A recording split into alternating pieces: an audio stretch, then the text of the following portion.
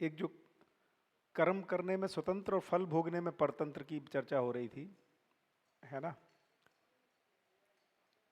तो जो भ्रमित मानव है ना, कर्म करने में तो स्वतंत्रता है ही है हम सबको, तो फल भोगने में परतंत्रता का क्या मतलब है? कर्म करने में हम स्वतंत्र हैं, लेकिन फल तो नियम से ही आता है ना। फल तो अस्तित्व में जो नियम है उससे आएगा। तो चूंकि जब भ्रमित रहते हैं तो कर्म तो करते हैं यह मान करके इस कर्म को करके सुखी हो जाएंगे, लेकिन फल तो नियम से आना है, तो पता नहीं है नियम का, तो फल वैसा नहीं आता जैसा मैं चाहता हूं। इसी को कह रहे हैं मैं परतंत्र हूं, क्योंकि जो मैं चाहता नहीं हूं वो मेरे को फल आ जाता है ना। तो परतंत्रता हो गई। जागृत मानव में क्या है? कर्म करने में स्वतंत्र है, फल भोगने में भी स्वतंत्र है। तो क्यों स्वतंत्र है? क्योंकि उसको पहले ही पता रहता है कर्म करते समय कि इसका फल क्या आएगा, इसलिए स्वतंत्र है।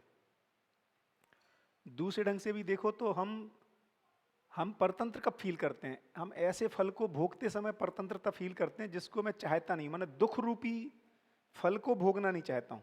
सुख रूपी फल को भोगने में कोई परतंत्रता नहीं है, उसको मैं उत्साह पूर्वक भोगना ही चाहता हूं, निरंतर सुखी। इसलिए भी सुख रूपी फल को भोगने में हमेशा स्वतंत्रता है, तो उसमें परतंत्रता नहीं है।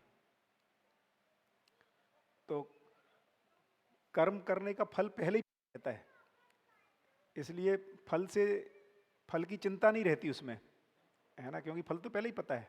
जैसे जब मैं ऑफिस जाने के लिए गाड़ी उठा के जाता हूँ तो मुझे पता ही रहता है पहुँचना है, चिंतित थोड़ी रहता हूँ, पता नहीं मैं ऑफिस पहुँचूंगा कि नहीं पहुँचूंगा, है ना। ट्रेन में जा रहे हैं, दिल्ली की टिकट कटा ली, अब ये चिंता नहीं रहती कि दिल्ली पहुँचूंगा कि नहीं, वो पहुँचना ही है। इसलिए पहले ही, कर्म के पहले ही यदि हमें फल का पता है, सुनील भाई, कर्म से पहले यदि फल का पता है तो फल के बारे में फिर बहुत चिंता नहीं है, स्वतंत्रता है, फल आएगा ही, ये पहले ही पता है। तो इसलिए हम कर्म करते समय भी स्वतंत्र हैं और फल भोगते समय भी स्वतंत्र हैं।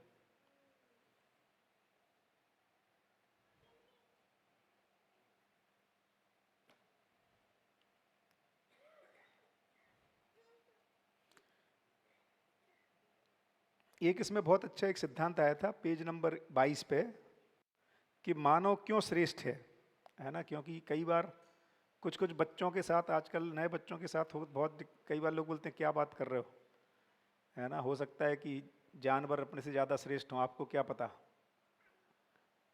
है ना। तो क्यों श्रेष्ठ है? 3 कारण बहुत अच्छे दिए हुए। क्योंकि वो मनुष्येतर सृष्टि के उपयोग, सदुपयोग, शोषण एवं पोषण में सक्षम है, इसलिए पता चलता है कि हम श्रेष्ठ हैं। मानव तथा मनुष्येतर तीनों सृष्टि में पाए जाने वाले गुण, स्वभाव, धर्म का ज्ञाता मानव ही है, और मनुष्येतर सृष्टि में जो नहीं पाए जाने स्वभाव, व्यवहार और अनुभूति है, वो भी मानव में पाया जाता है।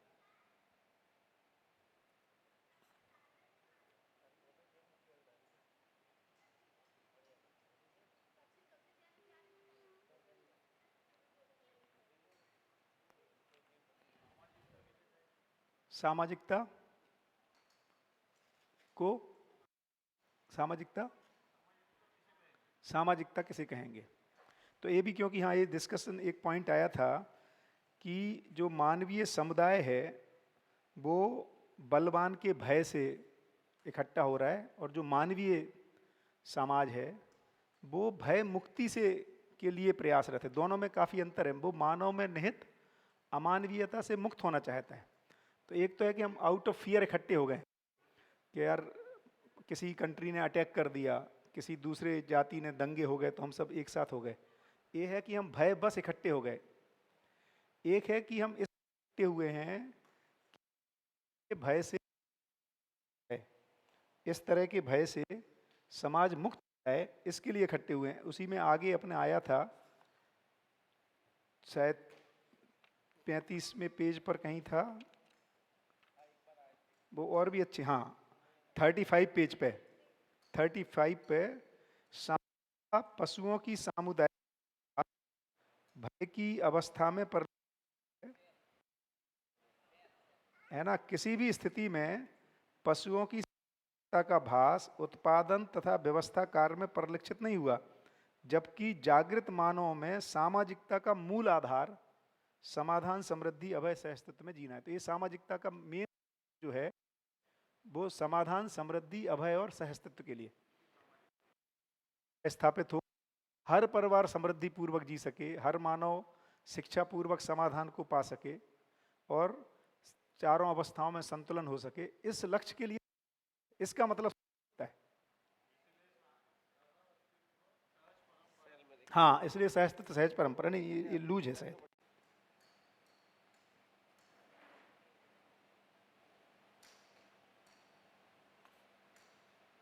बढ़िया। तो क्या करें, ग्रुप में शुरू करें, है कुछ और? हाँ बस आइए, कैसे सोम भाई आइए।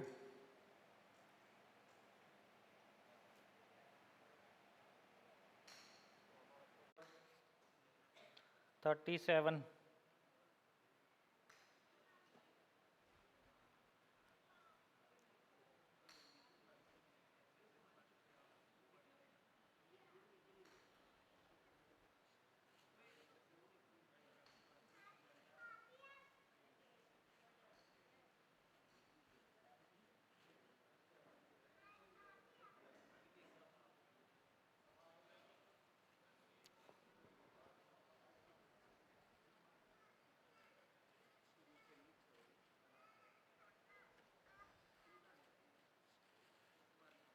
ये नियम, नियंत्रण, संतुलन, न्याय, धर्म, सत्य,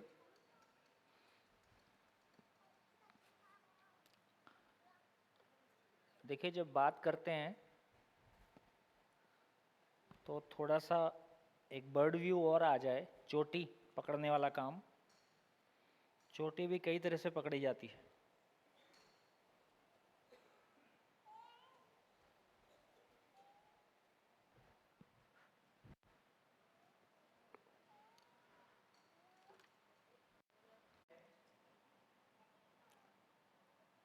नियम,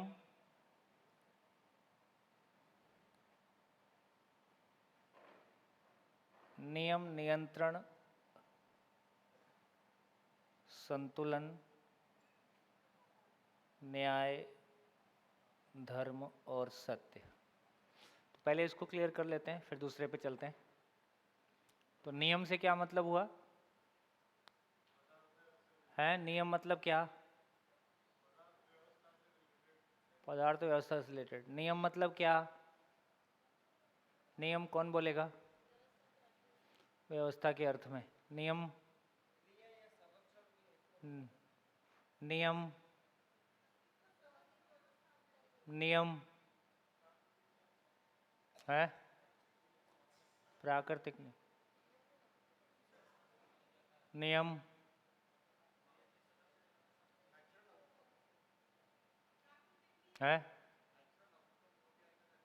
है आचरण।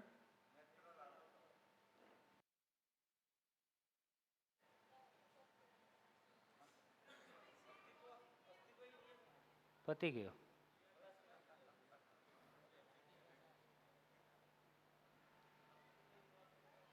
हाँ, अब बोलने के लिए तो बहुत मटेरियल है ना।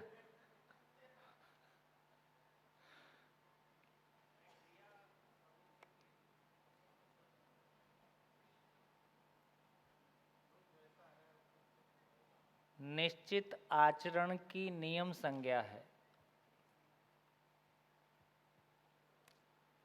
निश्चित आचरण ही नियम है।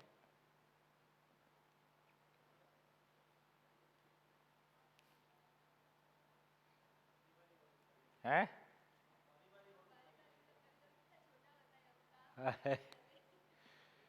अब इसको फैलाएंगे तो सारी जगह फैल जाएगा जहाँ जहाँ आप बोल रहे थे। जैसे हम लोहे के परमाणु को एक निश्चित आचरण के स्वरूप में पहचानते हैं। निश्चित आचरण है, उसी को हम नियम कह रहे हैं।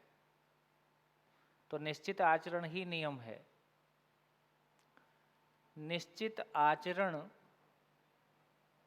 की निरंतरता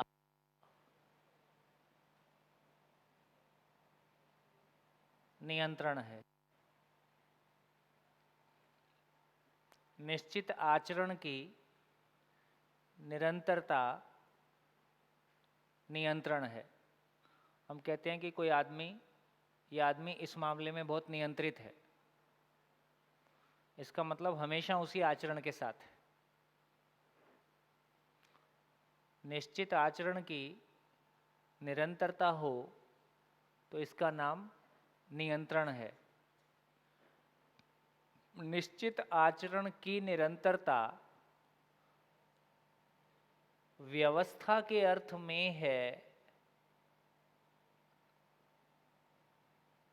इसका नाम संतुलन है।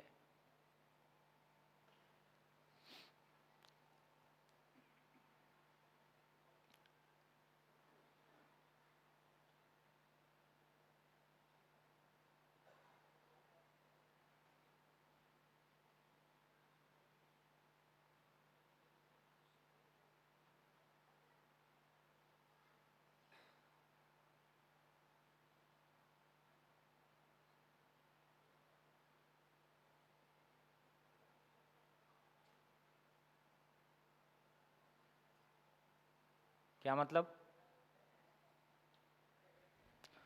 लोहे के एटम का एक निश्चित आचरण है। निश्चित आचरण का मतलब है कि उसका मेल्टिंग पॉइंट, बॉइलिंग पॉइंट, ये फीचर, वो फीचर, ऐसे तमाम उसका एक निश्चित आचरण है।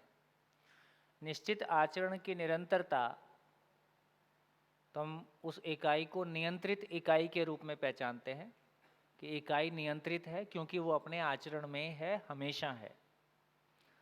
ये निश्चित आचरण की निरंतरता व्यवस्था के अर्थ में है। निश्चित आचरण की निरंतरता व्यवस्था के अर्थ में है, तो इसके लिए हमने पहचाना कि क्या पहचाना? तो हमने पहचाना कि संतुलन को पहचाना। इसलिए मोटे रूप में कहा कि जब बर्ड व्यू से देखा कि पदार्थ अवस्था में नियम प्रमाणित है, हमारा ज्यादा हम उस आचरण के साथ जीते हैं।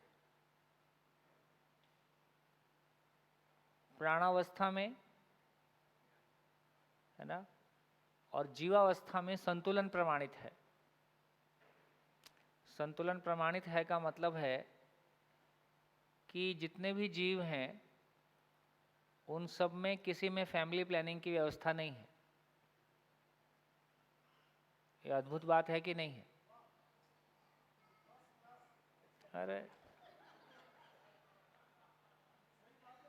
अरे कदरदान तो आप ही हो। उसके बाद तो बाकी को समझ में आता है, अच्छा ये कदर करने की चीज है।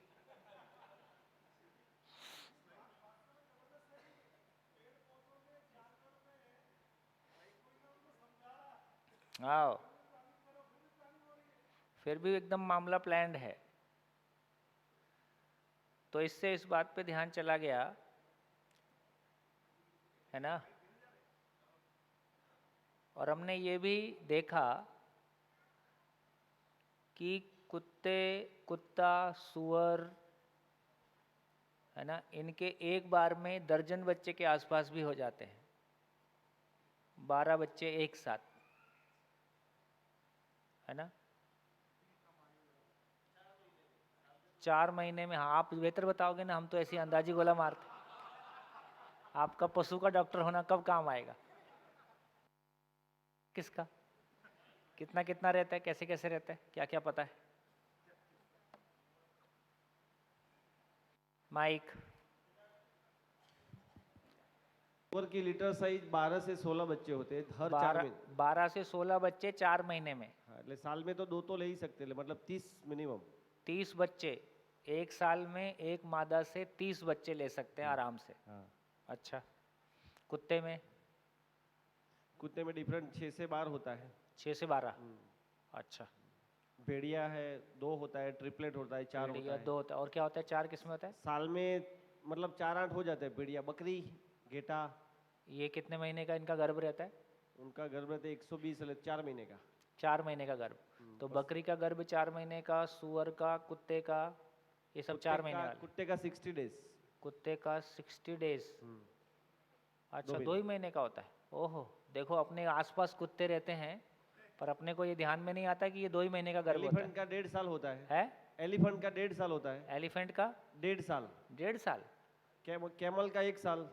नहीं, मैं तो 27 महीने सुना हूँ। एलिफेंट का 500 27 days, महीने। 500 days, 1.5 साल करीब। 500 days 500 डेज। या 500 डेज मतलब अच्छा 1.5 साल। अच्छा 27 महीने 12 दूनी 24, ये तो 2 साल से ऊपर हो गया। अच्छा, इसका मतलब 27 महीने नहीं होता है। अप्रोक्सीमेट अराउंड हैं कितने महीने? 22 महीने। 17 से 22 महीने एलिफेंट। 17 से 22 महीने। सबसे अधिक गर्भ किसका होता है? मेरे ख्याल से एलिफेंट का होता है। एलिफेंट का ही है ना? है ना? है? वेल का देखो भाई। वेल का पता नहीं मेरे को। डोमेस्टिकेट में कैमल, हॉर्स। अब किसी को जाके पूछ लेना कितने महीने का होता है, सुसाइड कर लेगा। है? वेल का कितना बोल रहे हैं? सबसे बड़ा आकार में जो जीव उपलब्ध है वो वेल ही है ना? 12 महीने। अच्छा, वेल का 12 महीने। और एक बार में कितने बच्चे? एक ही होगा है? बड़ी साइज का तो एक ही होता है फिर। ओ, फिर भी पता चले कई बार कुछ और निकल जाए। गाय में भी 3-4 हो जाते हैं कई बार। है? 2-3 क्या? गाय में भी 2 या 3 हो जाते हैं कई बार। गाय का तो 9 महीने रहता है ना। नहीं नहीं, बच्चे। बच्चे कई कई बार बार 2 हो जाते हैं। 2, अभी 3 हमारी भी। गाय को ट्विन हुए थे। हाँ, 3 भी होते हैं कई बार। हाथी एक, वेल। ठीक हो गया। तो इस बात पे हमारा ध्यान चला गया है ना कि लगभग जिन पशुओं के आयु ज़्यादा है उनके बच्चे कम हैं, जिनकी आयु कम है उनके बच्चे भी ज़्यादा हैं, और उनका गर्भ भी 27 या 22 से 22 महीने में एक हाथी आया। यदि 4 महीने में 12 हाथी आ जाएं तो क्या होगा? है? गली में कुत्ते की जगह हाथी घूमेंगे।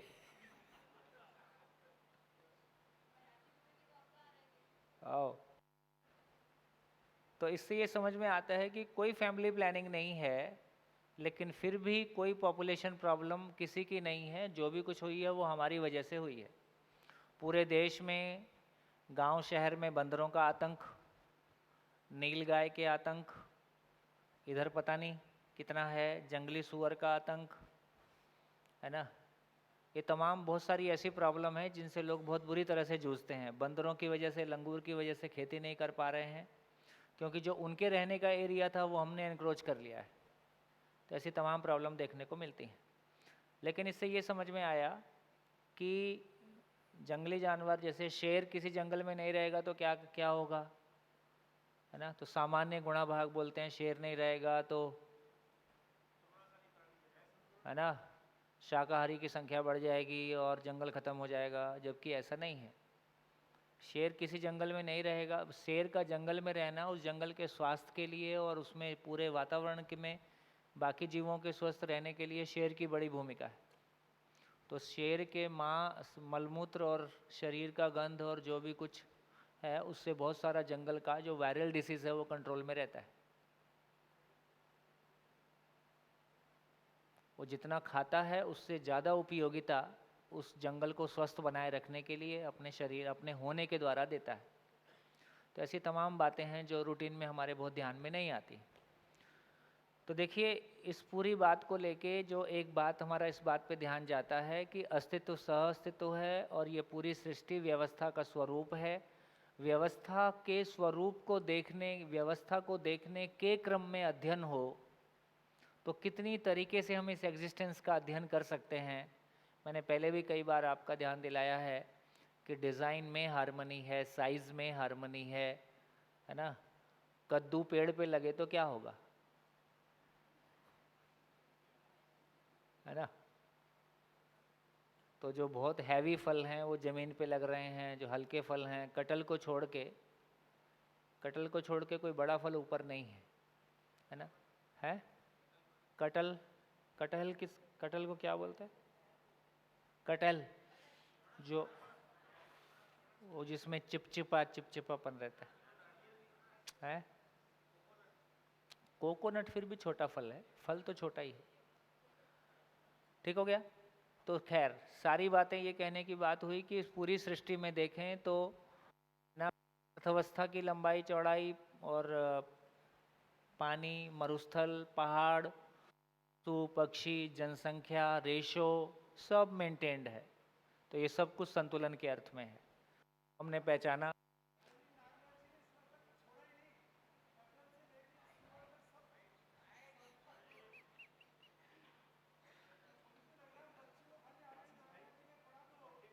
तो और कुछ पढ़ने की जरूरत ही नहीं फिर तो। अरे बहुत काम करना बाकी है, थोड़ा अंदर तो आओ। चलो अब राजस्थान में बच्चों के शिविर लेना शुरू करो। अच्छा अब 2020 याद आ रही है।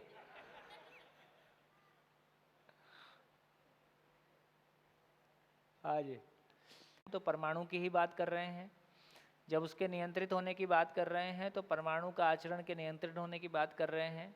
जब संतुलन की बात कर रहे हैं तो इकाइयों की परस्परता की बात कर रहे हैं, और वो भी प्राणावस्था, जीवावस्था, प्राणावस्था पदार्थ और प्राण और जीव के बारे में बात कर रहे हैं। यहाँ तक बात तीनों अवस्थाओं की पूरी हो गई।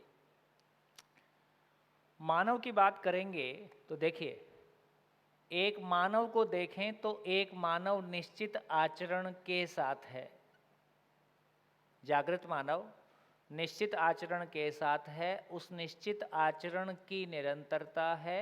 ये निश्चित आचरण की निरंतरता व्यवस्था के अर्थ में है। ऐसा एक मानव जब दूसरे मानव के साथ प्रस्तुत होता है ना, इसका नाम उभय तृप्ति है। दूसरा भी समझदार हो तो इतना एक मानव में उपलब्ध हो जाता है तो वो न्यायपूर्वक प्रस्तुत होने की योग्यता उसमें आती है।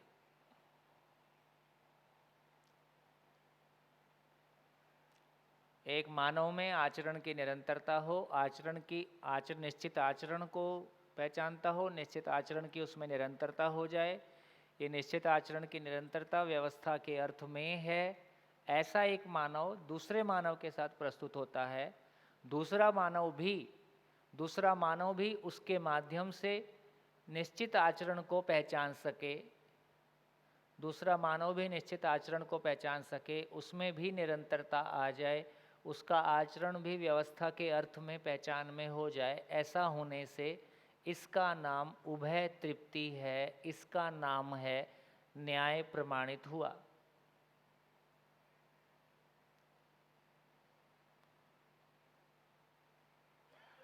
जब ये न्याय प्रमाणित हुआ और ये अनेक परिवारों में प्रमाणित होना शुरू हुआ, अनेक परिवारों में प्रमाणित हुआ, तो इसका नाम धर्म है। तो धर्म का मतलब है भय मुक्त समाज, भय मुक्त अखंड समाज। तभी वो अखंड होगा जब वो भय मुक्त होगा। भय मुक्त अखंड समाज, ऐसा यदि यहाँ तक हो गया तो ऐसा मानव प्रकृति के साथ जिएगा। तो चारों अवस्थाओं में, सत्य का मतलब है व्यापक वस्तु, व्यापक वस्तु चारों इकाइयों से, चारों अवस्थाओं से आर पार है। तो चारों अवस्थाओं में संतुलन प्रमाणित हो जाए, संतुलन प्रमाणित हो जाए, इसका नाम सत्य, सत्य प्रमाणित हुआ। सत्य प्रमाणित हुआ। तो यहाँ न्याय धर्म सत्य शब्द प्रमाणित होने के क्रम में है। तो नियम, नियंत्रण, संतुलन, न्याय धर्म सत्य, ये एक सीक्वेंस है जिसमें हम सच्चाई को पहचान सकते हैं। बढ़िया। तो ये जगह जगह ये शब्द दर्शन जब आप पढ़ेंगे तब आएंगे, कहीं नियम आ जाएगा, फिर संदर्भ सहित भी यूज होंगे। जब नियम यहाँ पे आ रहा है तो नियम का मतलब निश्चित आचरण है। जब व्यवहार के नियम आएंगे तो वहाँ पे सामाजिक नियम, बौद्धिक नियम, प्राकृतिक नियम, मूल में निश्चित आचरण को ही अलग अलग डायमेंशन में फैला के कहा जा रहा है। तो फिर संदर्भ सहित आप उसको जोड़ के देख सकते हैं। सर आपने जो लिखा वो निश्चित आचरण, निरंतरता, व्यवस्था, और उस बॉक्स के बाहर लिखा न्याय, न्याय के नीचे। हाँ, तो स्वयं में और सामने वाले में, दोनों में नियम नियंत्रण संतुलन आएगा तो ही न्याय होगा ना सर, और क्या। तभी उभय तृप्ति होगी। हाँ, फिर वहाँ नियम नियंत्रण संतुलन नहीं बोल रहे हैं, एक साथ उसको न्याय शब्द से बोल रहे हैं, है ना। एक सीक्वेंस आपको मिलेगा कहीं कहीं, न्याय, धर्म, सत्य, ये सीक्वेंस मिलेगा। तो ये सीक्वेंस का मतलब क्या है? सत्य अनुभव काल में आनंद के रूप में प्राप्त है ना, विचार काल में समाधान के रूप में प्राप्त है। तो बेसिकली व्यवस्था का विचार होता है, सत्य व्यवस्था का विचार होता है, सत्य अनुभव में आता है, सत्य अनुभव में आनंद है, व्यवस्था का विचार होता है ना। तो विचार काल, व्यवस्था का विचार होता है तो इसी का नाम समाधान है। और न्याय, आचरण,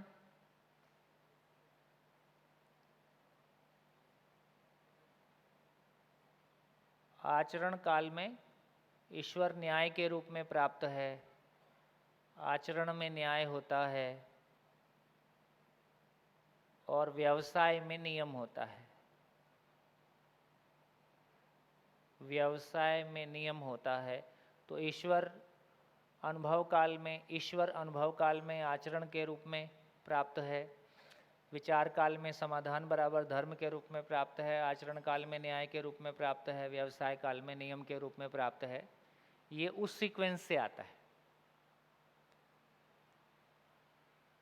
ठीक। तो ऐसा हमारा जब तो नियम शब्द संदर्भ सहित भी आएगा तो थोड़ा सा उसका मीनिंग बदल जाएगा। ऐसा हम एक ही मीनिंग को ध्यान में रख के सोचेंगे तो कई बार वो मैच नहीं होगा। जैसे मूल में जाएंगे तो बात वही रहती है। मैं तो बोतल लाया नहीं था। अच्छा, क्या बात है। आज मैं सोच रहा था अभी मैं क्लास में नहीं आऊँगा, इसलिए मैं बैग लेके नहीं आया था।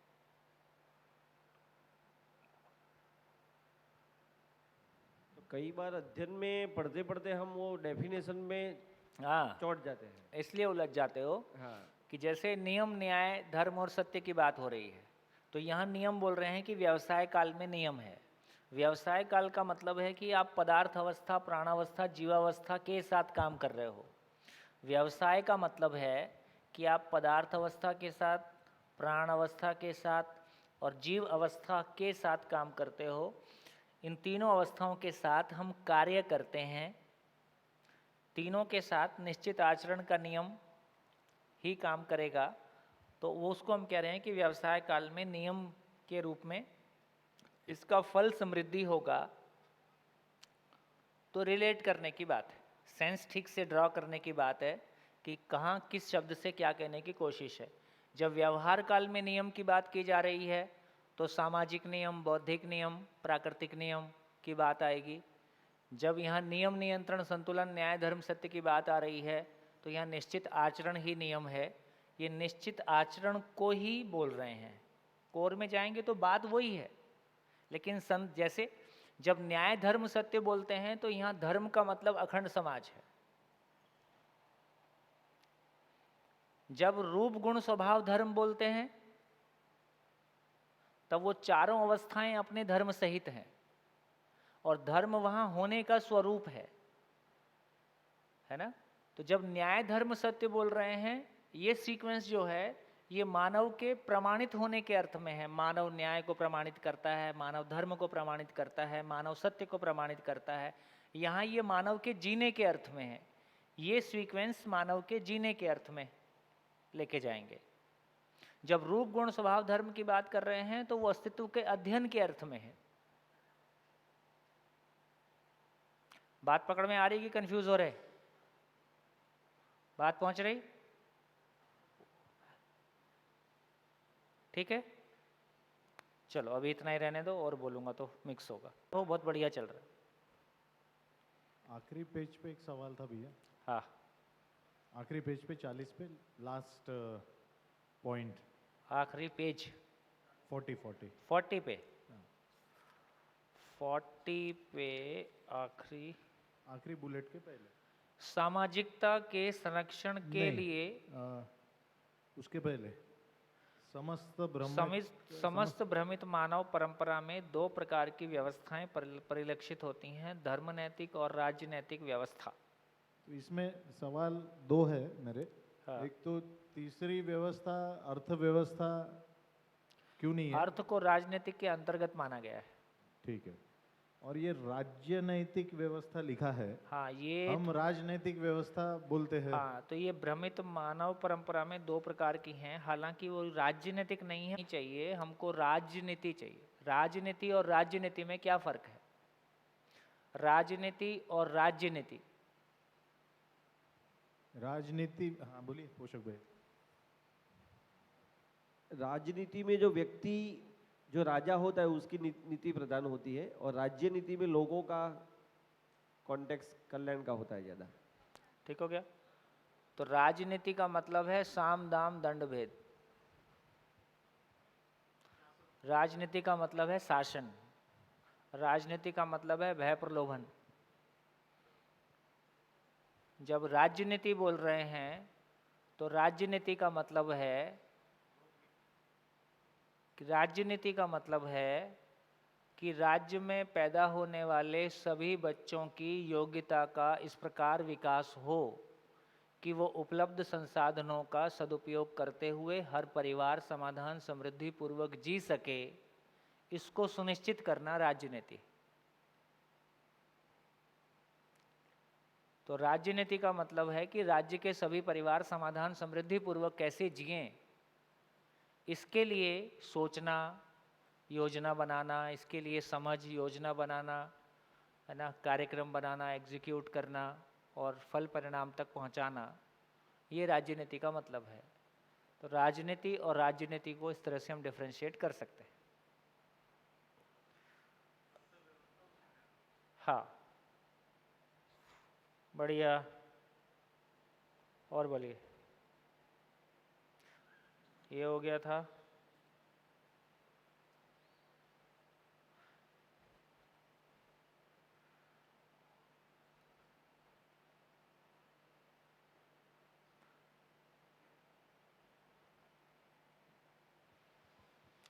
Page number 40। उपकार प्रधान सेवा में उपकार करने की संतुष्टि मिलती है, प्रतिबल प्रधान सेवा में प्रतिफल आकलित होता है। यहीं से वो सूत्र है ना, प्रतिफल है तो संतोष नहीं, संतोष है तो प्रतिफल नहीं। हमको तय करना है हम हमारी जिंदगी में कितना महत्व प्रतिफल का है, कितना महत्व संतोष का है। प्रतिफल शरीर की आवश्यकता है, संतोष जीवन की आवश्यकता है। दोनों आवश्यकताएं पूरा हो जाए, इस बात की आवश्यकता है। बढ़िया, नमस्कार। हाँ भैया, एक हाँ। लास्ट हाँ 37 पे 37 में लास्ट से दूसरा वाला, सिद्धांत ही नियति, सिद्धांत ही नियम, नियम ही नियति, सिद्धांत ही नियति, नियति ही नियम, नियम ही विज्ञान और विवेक, विज्ञान और विवेक ही ज्ञान, ज्ञान ही सिद्धांत है।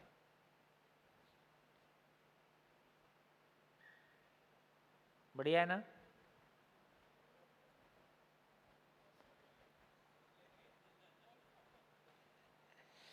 सिद्धांत की परिभाषा दिया है, नियम, प्रक्रिया एवं उपलब्धि जिस समय भाषा के रूप में अवतरित होती है उसको उसका नाम सिद्धांत है। तो सिद्धांत की हमारी क्लैरिटी हुई कि सिद्धांत किसको बोल रहे हैं? नियम, प्रक्रिया, उपलब्धि, है ना। जैसे हम कहें कि एग्जाम्पल क्या लें, हम कहें कि भाई धरती पे ऋतु परिवर्तन कैसे होता है,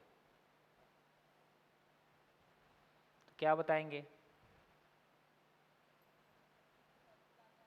है ना। तो नियम क्या है, प्रक्रिया क्या है और उसका फल क्या है, ये तीनों जब भाषा के रूप में अवतरित हुआ, तो हमने कहा कि धरती जो है 24 डिग्री, कितना 23 डिग्री टिल्टेड है अपने एक्सिस पे, है ना, और कभी सूरज के पास कभी दूर, इस वजह से वो, है ना, ऋतु परिवर्तन होता है, और जो कुछ भी उसमें बताएंगे।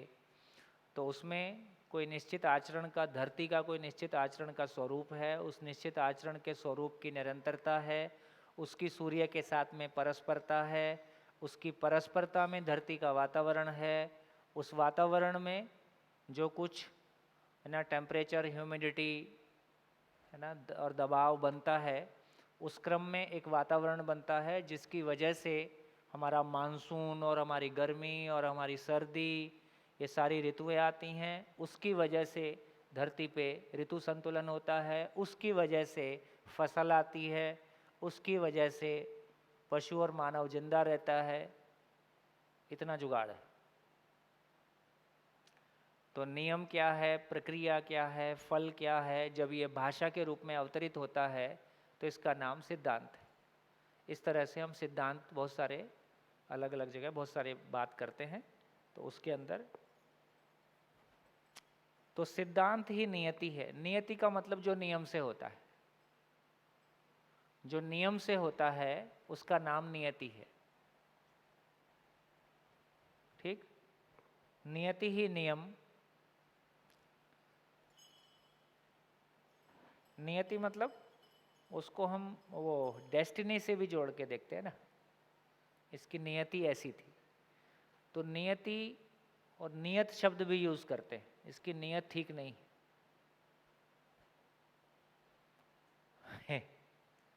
तो नियत, नियति, नियम, अंततः ये कह रहे हैं कि कोई नियम काम कर रहा है, निश्चित आचरण। जब इसका इसकी नियत अच्छी नहीं है तो इसका निश्चित आचरण नहीं है, ऐसा बोल रहे हैं, है ना। या इसकी नियति ऐसी है, नियति का मतलब है ये वहां पहुंचेगा, इसकी नियति यही थी, इसका यही होना था।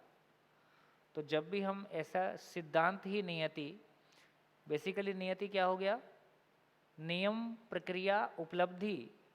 तो उपलब्धि को हम नियति बोल रहे हैं, फाइनली उपलब्धि को बोल रहे हैं, है ना। तो उपलब्धि जो हो गई उसको हम सिद्धांत बोल रहे हैं। सिद्धांत ही नियति है, वो नियति किसी नियम से ही है। नियम का मतलब ही ज्ञान, विज्ञान, नियम का मतलब ही बेसिकली ज्ञान है। ज्ञान व्यापक वस्तु के रूप में कह रहे हैं, व्यापक वस्तु और इकाई के सह अस्तित्व में इकाई एक आचरण के साथ प्रस्तुत होती है। तो ज्ञान जब इकाई में मैनिफेस्ट होता है, इसका नाम नियम है। ये बात समझ में आ रही? ज्ञान हम व्यापक वस्तु के रूप में पहचान रहे हैं, नियम हम इकाई में पहचान रहे हैं। आप तो ऐसे उदास हो गए हो जैसे पता नहीं, सब ठीक तो है?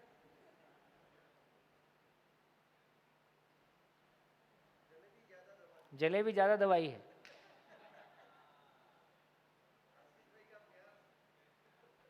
आशीष भाई तो सुबह से अभी ज्यादा ठीक दिख रहे हैं, सुबह तो फ्लैट थे।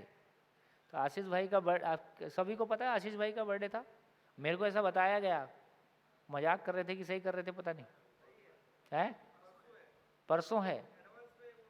आशीष भाई का बर्थडे परसों है, क्या डेट हो गई?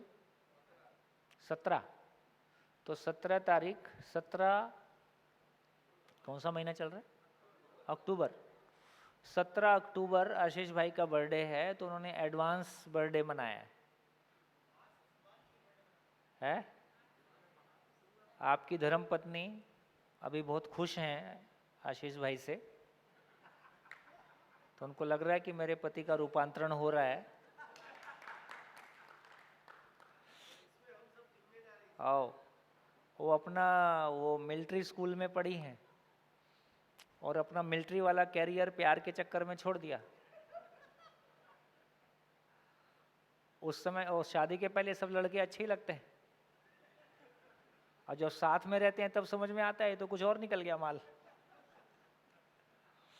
फिर चल यार कंप्रोमाइज कर ले अब जैसा है।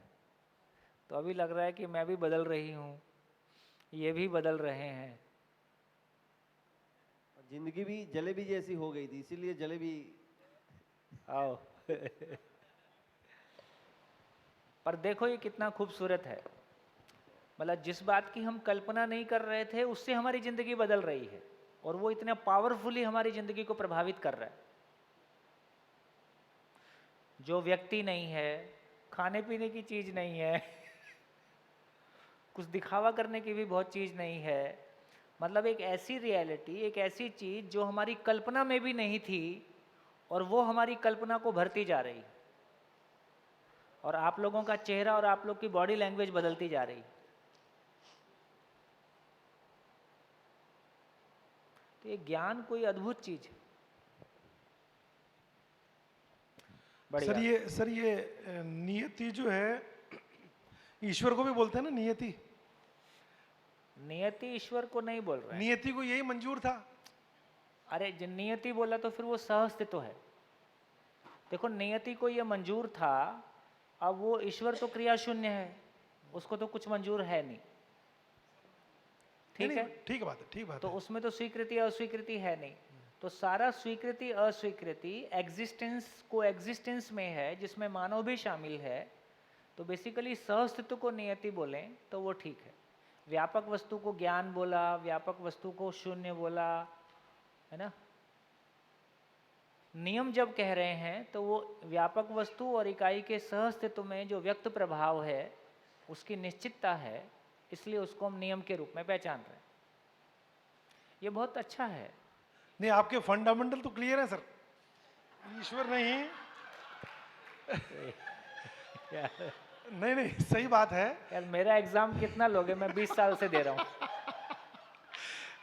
नहीं, कहने के मतलब है कि ईश्वर तो चूंकि क्रिया शून्य है, तो आप वास्तव में विश्राम की स्थिति में आ गए हो आप, क्योंकि आपको श्रम नहीं करना पड़ रहा है, और कोई कुछ भी बोले वो जवाब अपने आप ही निकल आता है अंदर से। नहीं नहीं, एक मैं 99 में पहला शिविर किया, झाबुआ में लिया था, और संयोग से दूसरा शिविर भी कुछ महीने बाद झाबुआ में ही किया था, शायद वो 2000 की बात होगी या कुछ आसपास।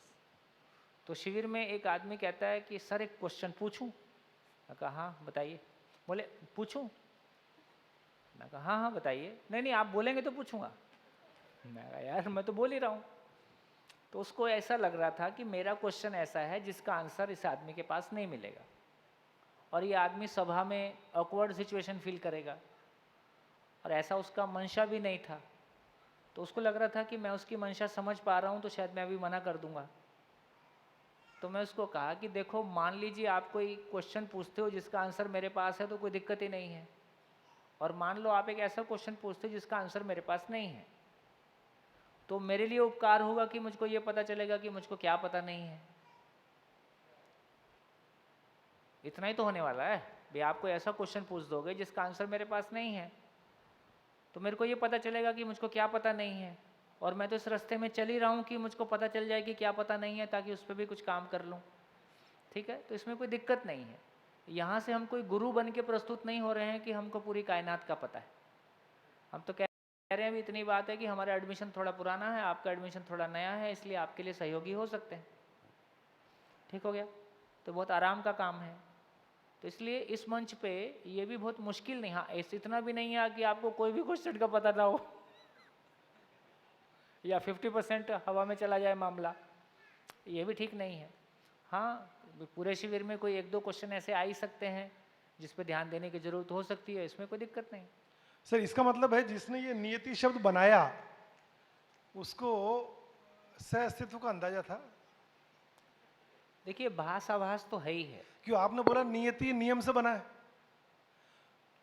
इसका मतलब इसलिए कह रहा हूं, उसको ईश्वर करता नहीं है। इसलिए ईश्वर की परिभाषा में कहा गया, ईश्वर की परिभाषा में इसलिए कहा गया कि सदा सदा एक सा भासमान।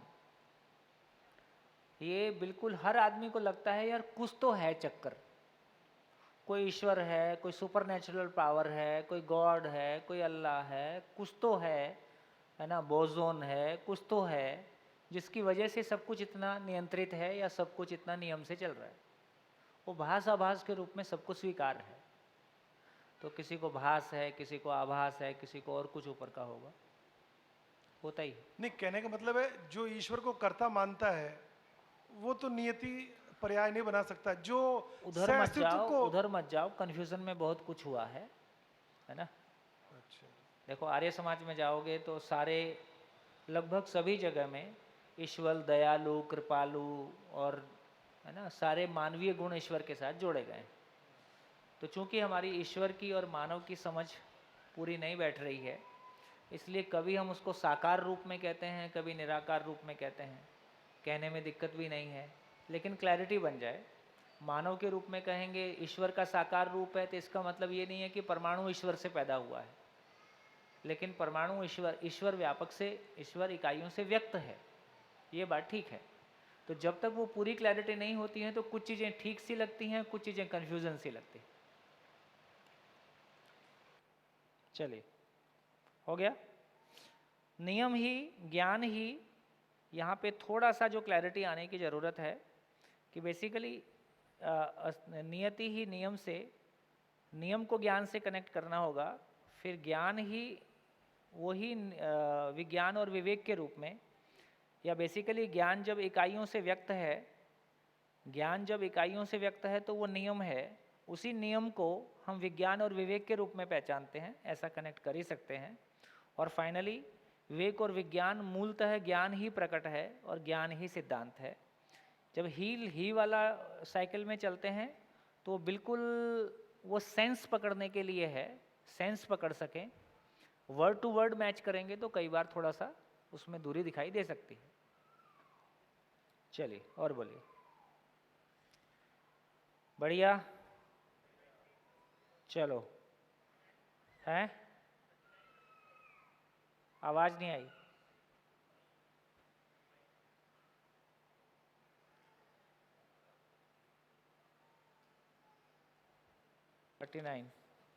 First black dot. सहअस्तित्व सहज परंपरा के बिना सामाजिकता का निर्वाह नहीं है। हाँ, सहअस्तित्व सहज परंपरा के बिना सामाजिकता का निर्वाह नहीं है। इसका इतना ही मतलब है, पूरे शिविर का कंटेंट केवल एक लाइन में इतना ही है कि शरीर के आधार पर संबंध की पहचान की बजाय अखंडता सार्वभौमता के अर्थ में संबंध को पहचाना जाए, बस इतना ही काम। व्यवस्था के अर्थ में संबंध को पहचानना है कि शरीर के अर्थ में संबंध को पहचानना है।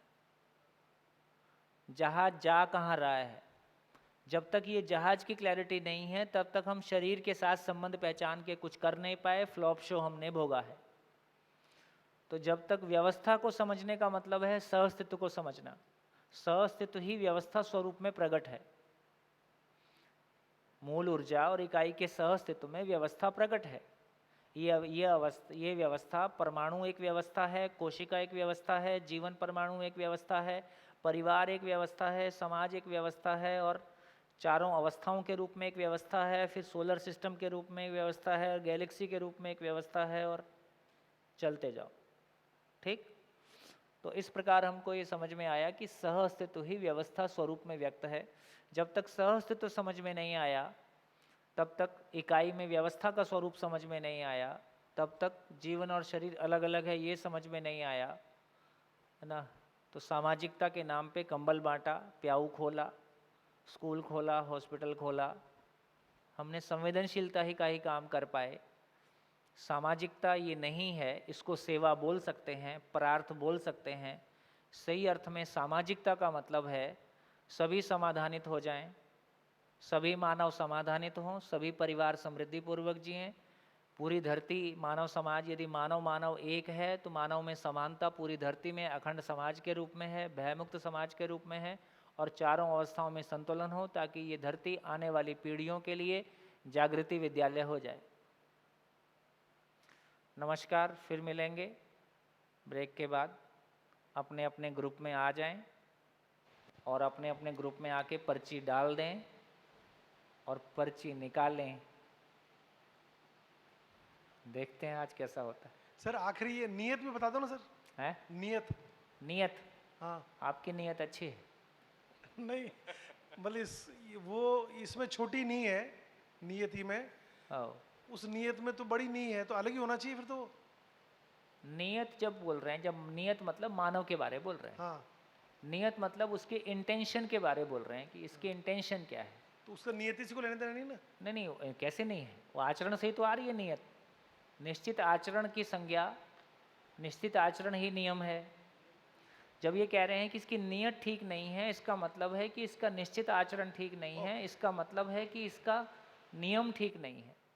इसका मतलब है कि सामाजिक नियम, बौद्धिक नियम और प्राकृतिक नियम में से कोई एक नियम है जो ये फॉलो नहीं कर रहा है।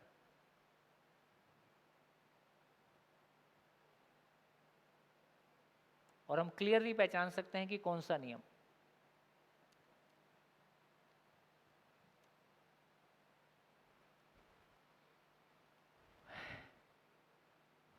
ठीक लग रहा है? बताओ, माइक दो भाई इनको।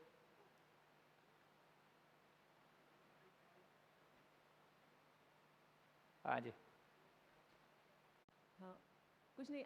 आ, आपके पेशेंस के बारे में सोच मेरा रहे थे। पेशेंस? आपका पेशेंस वो कैसे? मतलब बहुत पेशेंस है आप में, सोच रहे थे कि मतलब, हाँ मतलब इतने सवाल आते रहते हैं तो फिर भी आप उतनी शांति से जवाब देते हैं। जब आप देख के बोल रहे हो तो देख के मतलब जो आपको उसमें कोई कन्फ्यूज़न नहीं होता है ना, तो एफर्टलेस जैसा वो होने लगता है। थकान होगी तो फिर नहीं कर सकते आप। वही बात कर रहे थे। हमारे एक दो मित्र हैं जिनका शिविर में दूसरे दिन गला बैठ जाता है, बोल ही नहीं पाते। तो उसका एक कारण है, यदि आप मेमोरी से बोलोगे तो ये बहुत थकाऊ काम है।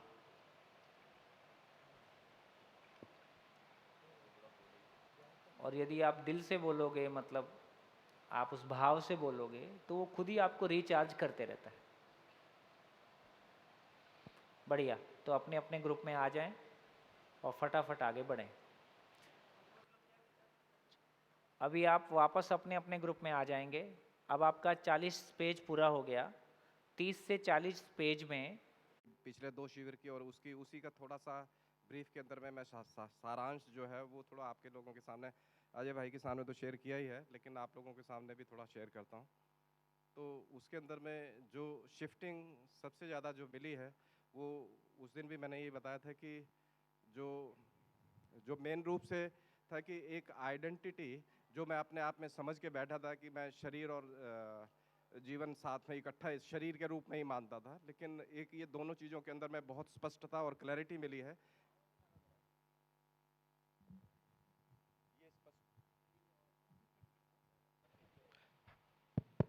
हाँ, ये जो स्पष्टता मिली है कि जीवन बिल्कुल पूरी तरह से अलग है और शरीर पूरी तरह से अलग है। शरीर की ज़रूरतें पूरी अलग हैं और मेरी जीवन की पूरी तरह से अलग हैं।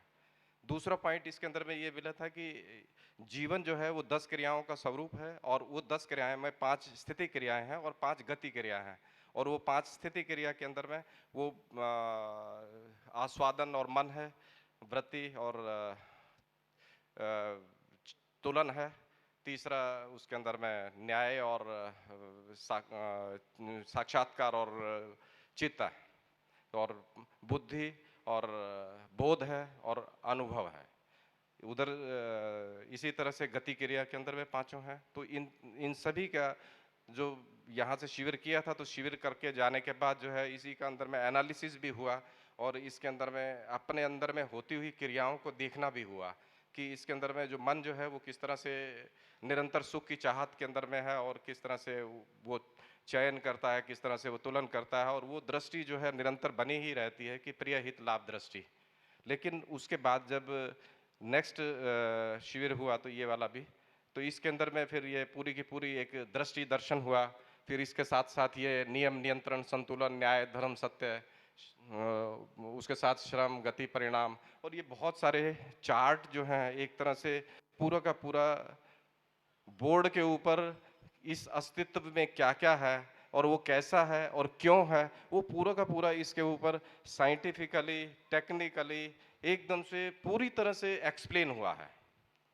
और इसके अंदर में भी जो सबसे ज़्यादा इम्पॉर्टेंट जो चीज़ लगी थी कि किस तरह से परमाणु के अंदर में ये विकास हुआ है। गठनशील परमाणु से गठन पूर्ण हुआ, तो गठनशील के अंदर में ये 2 क्रियाएं हैं, और इसके अंदर में जब वो तीसरे में आता है जब जीव इसके अंदर में आता है तो जीव के अंदर में किस तरह से वो गठन पूर्ण हो जाता है। तो ये वाला पॉइंट जो है मुझे बहुत ज़्यादा शिफ्ट हुआ है कि वास्तव के अंदर में, हकीकत के अंदर में, इस अस्तित्व के अंदर में ये सबसे बड़ी घटना जो यहाँ हो रही है कि वो गठन पूर्ण हो रहा है, और गठन पूर्ण के बाद मैं तो अमरत्व पा चुका हूँ।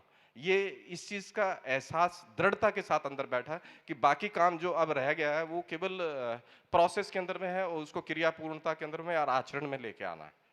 तो दूसरा फिर ये लगा कि इस चीज़ के अंदर में जो अब ये 30 और 40 पेज तक पढ़े हमने, तो उसके अंदर में बहुत सारी चीज़ें हैं ऐसी कि बहुत गहराई के साथ जो है हिंदी के शब्दों के साथ साथ उसकी शब्दों की गहराई कितनी है, वो भाव कैसे हैं कि उसका अलग अलग मीनिंग कैसा है कि वो जीवन के अंदर में हम ला सकें, न्याय दृष्टि के अंदर में ला सकें, समाधान के अंदर में ला सकें, और सत्य के अंदर में उसको ला सकें।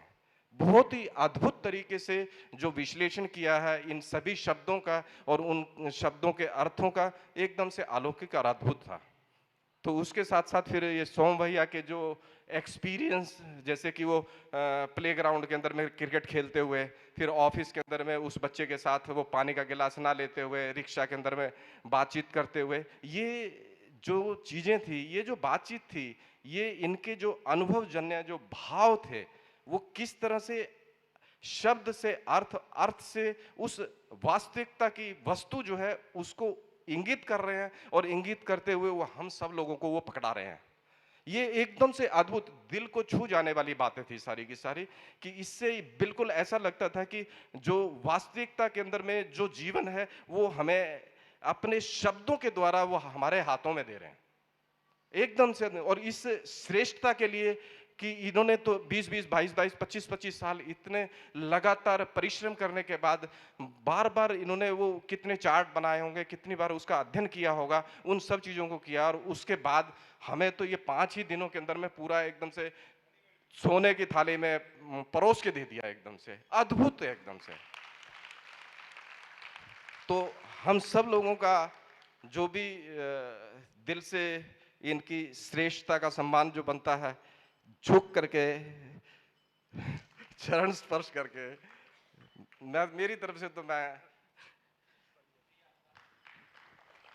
कि इसकी कुछ तुलना आगे वाली, आप तो जिस तरह से हम सब लोग जितने भी हम बैठे हैं उन सब की तरफ से आप वाह वाह कितनी बार बोलते हैं, तो वो जितनी बार आप बोलते हैं ना वो सब हमारी तरफ से निकलता ही है, हमारी तरफ से निकलता ही है कि हम बोल नहीं पाते हैं, तो लेकिन आपकी तरफ से जो इतना आप लोगों ने आपने बोला है तो वो एकदम से अद्भुत, और उसका कोई सानी नहीं है।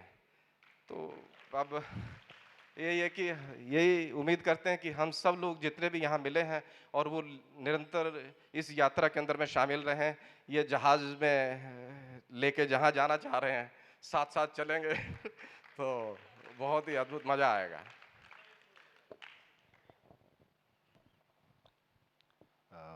शब्दों में तो बयान करना बड़ा मुश्किल है, लेकिन मुझे इस बात का बिल्कुल पक्का यकीन है कि अगर इतने लोगों के साथ यात्रा नहीं करते तो शायद ये गति नहीं होती। और आप लोगों के चेहरे पे, चाहे सब लोग व्यक्त नहीं कर पाते हैं, मेरी नरेंद्र भाई से बात होती है, हम लोग साथ में कमरे में हैं, वो बोल रहे थे कि मैं कैसे बोलूँगा क्या, बट मैं उनके चेहरे पे पढ़ पा रहा हूँ, वो भी वही सोच रहे हैं जो कि कोई और ज़्यादा अनुभूत किया हुआ सोच रहा है। अनुभूति सबको एक जैसी है। तो बड़ी कृतज्ञता आप सभी के प्रति कि इतने प्यार से सबने साथ में मिलके किया, और अजय भैया, सोम भैया, सबके प्रति बहुत बहुत कृतज्ञता। शब्दों में बयान करना बड़ा मुश्किल है। और यहाँ पे जो बहुत सारे बच्चे हैं, मैं हालांकि मैंने किसी को बेटा बोला नहीं, बट मेरे पढ़ाए हुए स्टूडेंट 40-40 साल के भी हैं, जो जिनको मैंने 20 साल पहले पढ़ाया था। तो मुझे तो एक्चुअली बहुत, मेरे को आजकल एक कमी हो गई है, मेरे को उम्र का अंदाज़ा नहीं हो पाता। तो मेरे को जैसे रूता है और ये जितने सब मेरे को बच्चों की तरह लगते हैं। तो जब मैं ये देख रहा हूँ ये बच्चे देखो कितने खुश हैं और इन चीज़ों को पढ़ के, जबकि कैरियर की प्लानिंग और पता नहीं कहाँ कहाँ टेंशन रहती है उनके दिमाग में, तो बड़ा अच्छा लगता है। सबके प्रति बहुत बहुत धन्यवाद, बहुत बहुत कृतज्ञता। मेरी भी कुछ भावनाएं बिल्कुल इन दोनों की तरह हैं, लेकिन जो सबसे इम्पोर्टेंट फैक्टर जो मेरे को महसूस हो रहा है कि जो चेंज हो रहा है, वो है कि चित्रण के अंदर मेरी जो प्रिय हित दृष्टि है वो धीरे धीरे डेफिनेटली विलय होती जा रही है, और न्याय धर्म सत्य की जो दृष्टि है वो बनती जा रही है। तो और मेरे को लगता है कि बिल्कुल अध्ययन खत्म होते हुए, जब ये पहला सत्र है अध्ययन का, 12वां सत्र खत्म होगा तो हम में से एक एक व्यक्ति जो भी यहाँ पे बैठा है वो साक्षात्कार डेफिनेटली हो जाएगा और उसकी बोध में न्याय धर्म सत्य की दृष्टि 100% प्रॉपर तरीके से बैठ जाएगी, निर्णय पूर्वक।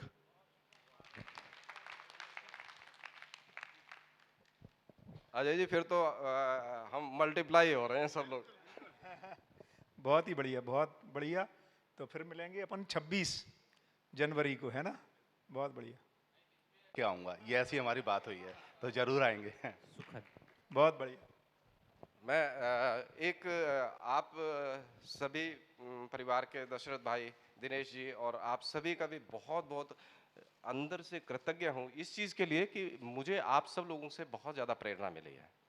दिल से ये बात बोल रहा हूँ कि मैंने दिनेश जी को तो बोला ही था, लेकिन जब सब लोग आप इकट्ठे बैठते हैं और इकट्ठे डिस्कशन करते हैं, बातचीत करते हैं, तो अंदर से इतनी खुशी और इतना अहोभाव होता है कि वास्तव के अंदर में मतलब कि जो समाज के अंदर में परिवार होने चाहिए तो ऐसे होने चाहिए।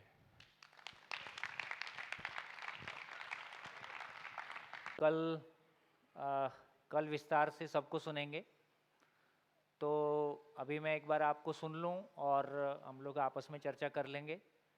तो लगभग जो मेरे मन में है कि कल 8:30 बजे से पिछले 8 दिन में हमने क्या पाया, 40 पेज और जो कुछ भी शेयरिंग हुआ, उस सारी शेयरिंग में से आपको अपने लिए क्या बना, क्या मिला और एक्शनेबल पॉइंट्स क्या हैं, साथ में इन 3 महीनों के लिए आपका क्या कार्यक्रम है ना? और जो भी कोई सुझाव हो, और रात को 9 से 10 यंग टीम के साथ लगभग 20 से 30, 1-2 साल कम ज़्यादा हो कोई प्रॉब्लम नहीं है, तो लगभग 20 से 30 वाले लोगों के साथ एक बार बैठेंगे, एक बार उनको सुनना चाहेंगे, है ना, कि इस पूरी प्रक्रिया को वो कैसे देख रहे हैं, कोई सुझाव हैं या हमारे मन में उस समय कुछ आएगा तो हम लोग भी शेयर करेंगे।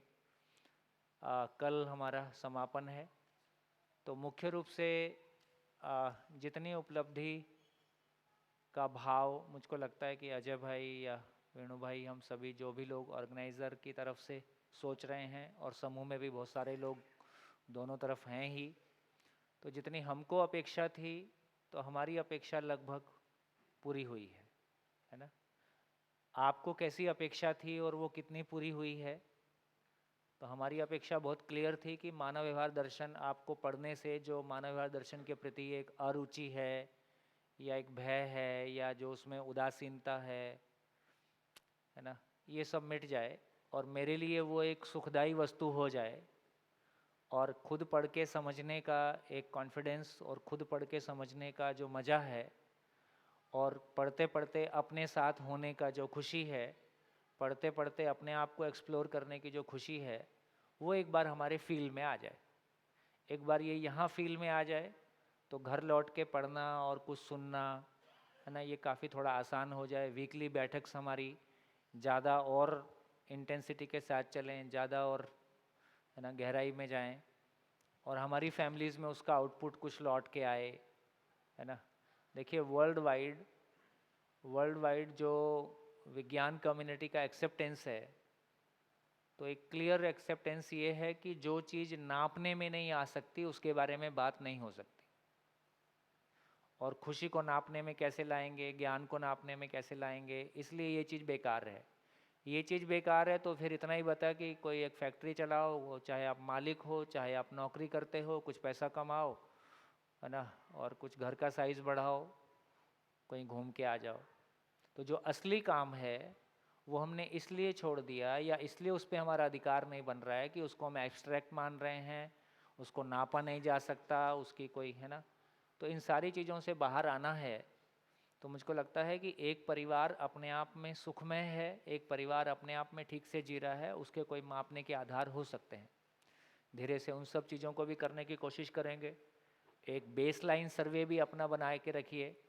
बेसलाइन सर्वे के रूप में आपने, यदि आप व्यक्तिगत रूप में आ रहे हैं तो व्यक्तिगत रूप में आपकी जर्नी कैसी थी जब आपने शुरू किया था, उसको भी कहीं लिख के रखिए। परिवार के रूप में आपकी जर्नी कैसी थी, उसको भी कहीं लिख के रखिए, ताकि 2 साल बाद हम कहाँ पहुँचेंगे और हर 2 महीने बाद हम कहाँ पहुँच रहे हैं, उसमें किस तरह से ग्रेजुअल चेंज आ रहा है, एक प्रोसेस डॉक्यूमेंटेशन नाम की चीज़ होती है। मेरा इस दुनिया में इस तरह की चीज़ों में मेरा कोई बहुत बड़ा हस्तक्षेप नहीं है, लेकिन जो सामान्य सुनने सुनाने में आता है, हम एक मकान बनाते हैं तो उसकी प्रोग्रेस रिपोर्ट हमको क्लियरली पता रहती है, कंप्लीट कितना है, कितना अभी बन गया है, कितना टाइम और लगेगा, क्या इन्वेस्टमेंट करना पड़ेगा, है ना। ज़िंदगी बनानी है, अपना परिवार सजाना है ना, अपना समाज सजाना है, तो उसके लिए हमारे को एक क्लियर विज़न मिले। हालांकि अभी उतना कंटेंट आपके पास नहीं आया है कि वो विज़न आपके पास पूरी क्लैरिटी से आ जाए, अभी उसमें थोड़ा टाइम है, लेकिन फिर भी जितनी उम्मीद थी उतना आ रहा है और उतना स्पष्टता के साथ में आ रहा है। तो हमारे बीच में से कुछ लोग जो थोड़ी सी और कुछ लोग मतलब सभी एक दूसरे के लिए प्रेरणा स्रोत हो जाएं, तो ये अगले 3 महीने में जो हमारी गति होगी, तो ये 3 सत्रों में जो कुछ हुआ उससे व्यक्तिगत रूप से मुझको संतोष है, और एक आशा, जितनी आशा थी वो आशा और प्रबल हुई है। बाकी मिलजुल के सभी अपने मनोभाव को व्यक्त करेंगे ही, है ना, ऐसी अपेक्षा है। तो एक एक ग्रुप करके सभी अपने ग्रुप्स की एक रिपोर्ट शेयर कर दें, तो थोड़ा सा एक दूसरे के ग्रुप के बारे में एक दूसरे को भी पता चलेगा और हम सभी को भी पता चलेगा। एक जन जब कोई बोलेगा और दूसरे को लगता है कि कुछ और जोड़ा जा सकता है तो वो जोड़ सकते हैं। हाँ जी, ग्रुप नंबर 1। हेलो, हाँ, हम लोगों के ग्रुप में एक अपना रीडिंग होने के बाद खुद से ये अध्ययन के लिए एक बार रीडिंग किया, और उसके बाद डिस्कशन होने के बाद पापा के यहाँ पापा की चिट्ठी आई थी, तो उन्होंने प्रस्तुति में बेसिकली शुरू किया था, तो 35-36 पेज तक हम लोग आए हैं प्रस्तुति में।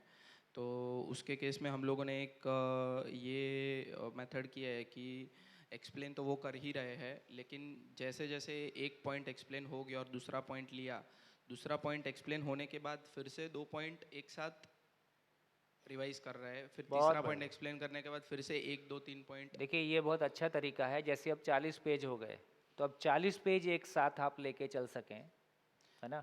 तो कल सुबह के लिए एक्सरसाइज है कि कल सुबह तक 40 पेज को आप फिर से देख लें, अपने चित्त को देख लें, है ना। दोनों को मिला के कुल उपलब्धि मेरे पास क्या आई, उपलब्धि के रूप में क्या है, क्वेश्चन के रूप में क्या है, मतलब शंका के रूप में क्या है, और जिज्ञासा के रूप में क्या है। कुछ इश्यूज ऐसे हो सकते हैं जैसे आपका प्रतिबिंबन वाला अटेंड नहीं हो पाया है ना, प्रतिबिंबन वाला मुद्दा था, उसको लिख लें, अगली बार करेंगे, तो कोई बात ठीक। नहीं, हाँ। तो इस तरह से धीरे धीरे हम आगे बढ़ते जाएंगे और चीज़ों को धीरे धीरे देखते जाएंगे। लेकिन 40 पेज हो गया तो 40 कंक्लूड कर पा रहा हूँ, तो जितना बर्ड व्यू बना, चोटी पकड़ के रखना है, ठीक। तो बार बार वो बर्ड व्यू बनाते जाएंगे, तो उसमें हमको बिल्कुल ये बढ़िया बढ़िया तरीका है। और दूसरी चीज़ की पढ़ने के बाद ओवरऑल ग्रुप में एक चीज़ तो है कि जैसे 50% 60% तो खुद ही समझ सकते हैं, उतना हो रहा है, और डिस्कशन होने के बाद और ज़्यादा क्लैरिटी हो रही है। तो ग्रुप में क्या सभी की स्थिति ऐसी है कि 50% तो सभी कर सकते हैं? समझो ना, कहीं मतलब वेरी कर रहा है, कहीं 50% से 80% तक थोड़ा। चलो मैं एक सर्वे करता हूँ, कितने लोगों को ये लगता है कि मैं बुक से पढ़ के 100 है, परिभाषा तो रेफर करना ही है जब कहा गया। परिभाषा संहिता सभी अपने मोबाइल में डाउनलोड कर। 100% में 6, 90% 5, 80% भी 5, 70% 6, 60% 5, 50% 14, 40% 9, 30% 1, 10% 4। तो कोई काम बताने के बाद ये भूल जाएगा, कोई गारंटी नहीं। तो मेरे चाचा जी ने मेरे को 3 लेटर दिए और मेरे से कहा कि इनको पोस्ट कर देना। मैंने कहा ठीक है। 3 दिन बाद मेरे को बोले लेटर पोस्ट कर दिया। मैंने कहा कर दिया। बोले ला के दिखाओ। मैंने दिखा दी।